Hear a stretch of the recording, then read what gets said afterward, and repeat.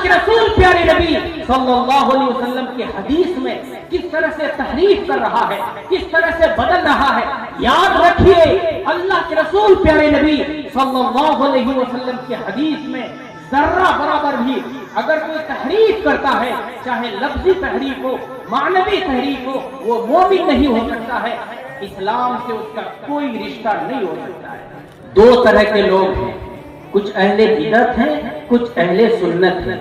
اہل سنت کا مزاج یہ ہے کہ وہ پہلے حدیث کو پڑھتا ہے، وہ حدیث کو پڑھتا ہے اور اس کے بعد پھر غور و فکر کرتا ہے کہ اس حدیث کا کیا معنی اور مفہوم ہے۔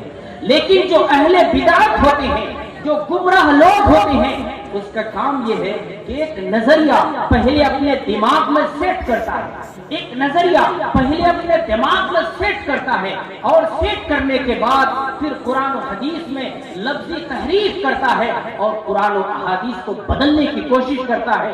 شکیل بن حنیف اور اس کے ماننے والوں کا یہی حال ہے۔